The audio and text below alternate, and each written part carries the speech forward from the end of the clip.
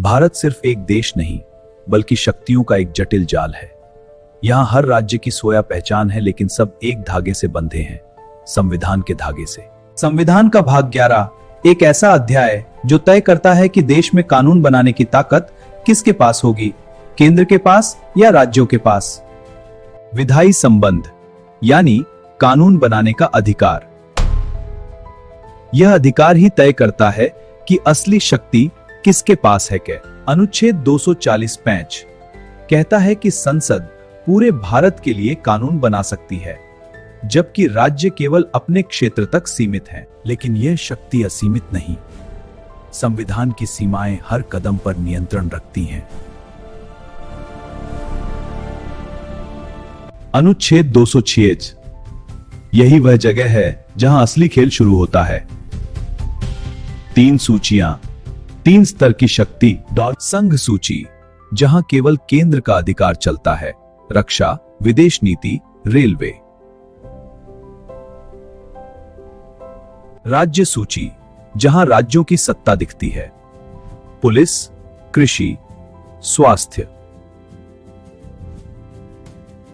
समवर्ती सूची, जहां केंद्र और राज्य दोनों कानून बना सकते हैं, शिक्षा, वन, विवाह, ने। जब दोनों कानून टकराते हैं तब फैसला होता है, केंद्र का कानून भारी पड़ता है, अधिकतम। अनुच्छेद 247 संसद को शक्ति देता है कि वह अतिरिक्त न्यायालय बनाए। यह अनुच्छेद संसद को न्यायिक प्रणाली को और सुलभ बनाने की अनुमति देता है। जो विषय किसी सूची में नहीं, वे सीधे केंद्र के अधिकार में आते हैं। यह सुनिश्चित करता है कि कोई भी विषय छूट न जाए। इस तरह शासन सुचारू और प्रभावी होता है। भारत में केंद्र को अधिक शक्ति दी गई ताकि देश की एकता बनी रहे। अगर राष्ट्रीय हित की बात हो तो संसद राज्य सूची पर भी कानून बना सकती है, लेकिन इसके लिए राज्यसभा की सहमति जरूरी है। यही लोकतंत्र का संतुलन है। आपातकाल के समय संसद की शक्ति और बढ़ जाती है।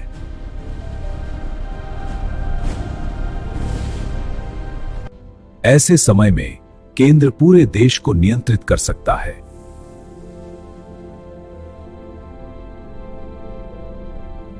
राज्य और केंद्र के कानून में टकराव हो तो केंद्र का कानून प्रभावी रहेगा। अगर राज्य चाहें तो संसद से उनके लिए कानून बनवा सकते हैं।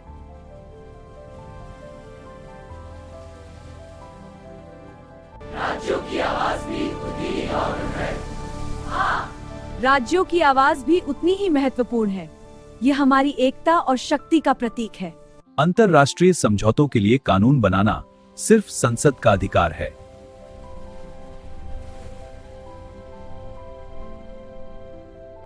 यही अनुच्छेद भारत को दुनिया में एक मजबूत पहचान देता है। यह भारत की विविधता और एकता को दर्शाता है और इसे विश्व मंच पर एक मजबूत राष्ट्र बनाता है। समवर्ती सूची में टकराव और फिर भी फैसला केंद्र के पक्ष में।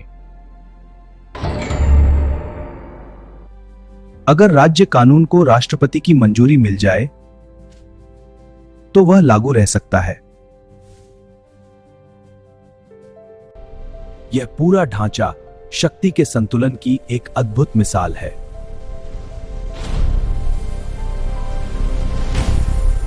भारत पूरी तरह संघीय नहीं, अर्धसंघीय राष्ट्र है। केंद्र और राज्यों के बीच शक्तियों का बंटवारा है, लेकिन आपातकाल में केंद्र को अधिक शक्तियां मिलती हैं। इसलिए भारत एक अर्धसंघीय व्यवस्था है।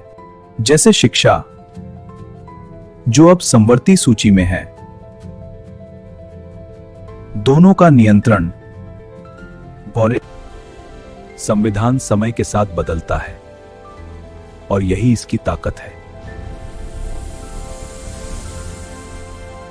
भाग 11 हमारे लोकतंत्र की रीढ़ है, जो देश को एक साथ बांधे रखता है। जब भी भारत की एकता की बात हो, याद रखिए, यह सिर्फ जमीन नहीं, बल्कि कानूनों का संतुलन है जो हमें एक बनाता है।